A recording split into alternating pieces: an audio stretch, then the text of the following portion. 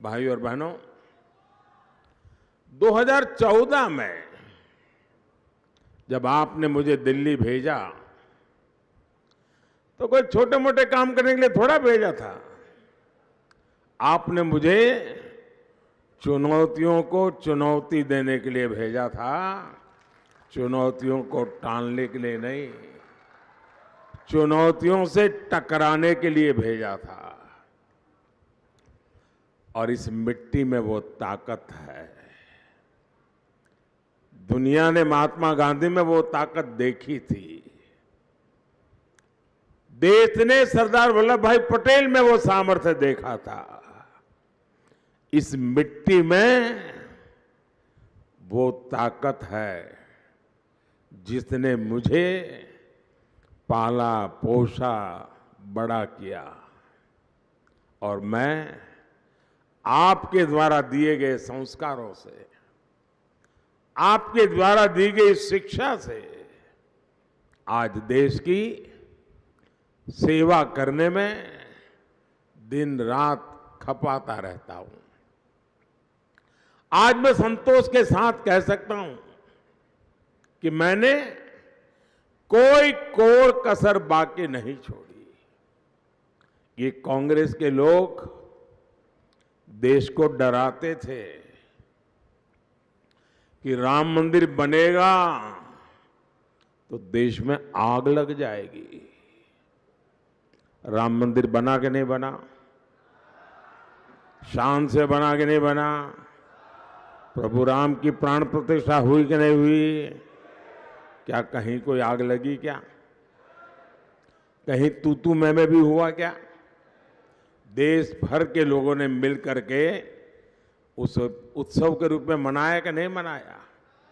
यानी कांग्रेस के लोग जमीनी हकीकतों से कितने कटे हुए हैं और अपनी वोट बैंक की राजनीति के लिए किस प्रकार से लोगों को भयभीत रखते हैं, डराते रहते हैं, इसका एक उत्तम उदाहरण है। देश में कोई आग नहीं लगी, लेकिन कांग्रेस के दिलों में जो आग लगी है वो कोई बुझा नहीं सकता। आप कल्पना कीजिए, देश आजाद होने के दूसरे दिन प्रभु राम का मंदिर बनना शुरू होना चाहिए था, लेकिन नहीं हुआ। देश को लड़ाई लड़नी पड़ी। 70-75 साल तक उसको रोकने के लिए कांग्रेस ने लगातार कोशिश की, अदालत में भी कोशिश की, बाहर भी की, कानून बदले ताकि राम मंदिर बने नहीं। लेकिन आखिरकार न्यायालय ने निर्णय दिया, बेटा आप वो फोटो मैंने देख लिया, बैठ जाइए, पीछे लोगों को परेशान कर रही हो आप बैठ जाइए। उन्होंने जो राम मंदिर के ट्रस्टी हैं, उन्होंने सब चीजें माफ कर दी। जिन जिन लोगों ने राम मंदिर का विरोध किया था, सब कुछ माफ कर दिया और माफ करके उनके घर जाके उनको निमंत्रण दिया कि आओ नए सिरे से अपन आगे बढ़ते हैं।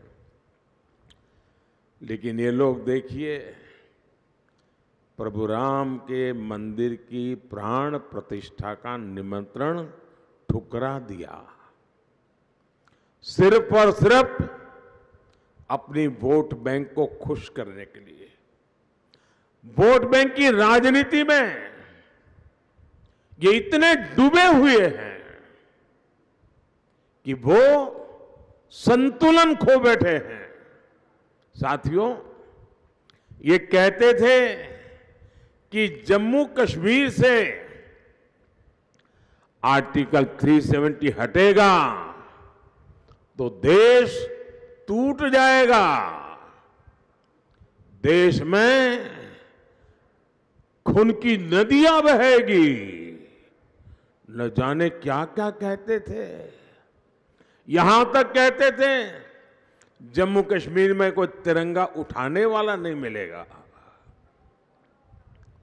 उनको पता नहीं है ये मोदी है, ये उसको डराने के खेल बंद कर दो भाई। आप बताइए आर्टिकल 370 हटा कि नहीं हटा? जरा थक डंग गए हो तो जरा जिंदा होकर के जवाब दो। क्या आर्टिकल 370 हटा कि नहीं हटा? आपको गर्व हुआ कि नहीं हुआ? क्या देश में कहीं खून की नदियां बही? और आज लाल चौक में शान से, आन बान शान के साथ देश का तिरंगा लहरा रहा है कि नहीं लहरा रहा है? साथियों, 10 साल पहले तक देश आतंकवाद की आग में जल रहा था और कांग्रेस, पता था पड़ोसी देश आतंकवादी एक्सपोर्ट कर रहा है और उनका यही बिजनेस है आतंकवाद एक्सपोर्ट करना। और जब आतंकवादी आते थे, बहुत बड़ी घटना करते थे, मुंबई में 26/11 कर दिया, हिंदुस्तान के अलग अलग कोने में बम धमाके होते रहते थे, लोग मर रहे थे। कश्मीर में आए दिन हमारे वीर जवान शहीद होते रहते थे। और उस समय की कमजोर सरकार क्या करती थी? डोजियर भेजती थी, जानकारियां, उनकी फोटो ये सब भेजते थे, ये आपके यहां से आए थे, उन्होंने किया। और कांग्रेस पाकिस्तान से कहती थी कि बताओ भाई साहब, हम पर बम क्यों फोड़ते हो? वो भी एक जमाना था, डोजियर भेजते थे। आज का भारत आतंक के आकाओं को डोजियर नहीं, डोज देता है और घर में घुस करके मारता है।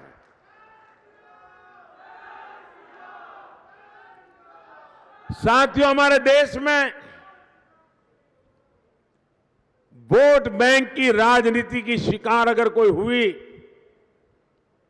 तो हमारी मुस्लिम बहनें शिकार हुई। सुप्रीम कोर्ट ने निर्णय दे दिया था, ये संविधान लेके घूम रहे हैं ना शाहजादे, अगर संविधान के प्रति इतना सम्मान है तो भारत के संविधान ने बनाई हुई सर्वोच्च अदालत ने कहा था शाहबानू के केस में, लेकिन आपने सुप्रीम कोर्ट का अपमान करके कानून बना दिया और मुस्लिम बहनों को संरक्षण नहीं दिया।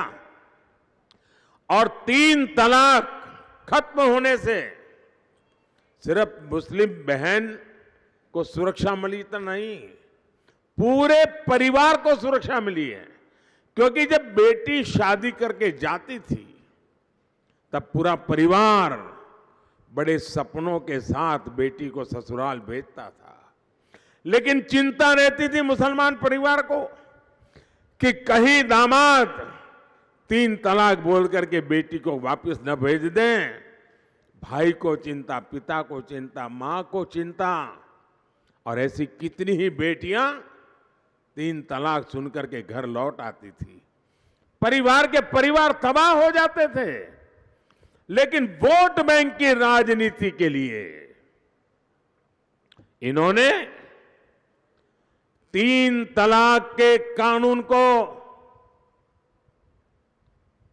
परंपरा को रोकने के लिए हिम्मत नहीं दिखाई। मुझे वोट बैंक की चिंता नहीं थी, मैं चुनाव की हार जीत के हिसाब से देश नहीं चलाता हूं। मैं मेरी मुसलमान बेटियों को सुरक्षा देना चाहता था और मैंने इस देश में से 3 तलाक उसको खत्म कर दिया। लाखों बहनों की जिंदगी बचाई है, लाखों परिवारों की जिंदगी बचाई है। भाइयों और बहनों, आपके आशीर्वाद से मोदी ने जब ये सब किया तो कांग्रेस के शाहजादे को बुखार आ जाता है, तकलीफ हो जाती है, और बुखार में इंसान कुछ भी बोल देता है। शाहजादा कह रहा है कि अगर मोदी तीसरी बार आया तो फिर देश में आग लग जाएगी। बोलो, ये पता नहीं इनके दिमाग में आग कहां से भर गई है। दरअसल कांग्रेस के सपने आग में राख हो चुके हैं।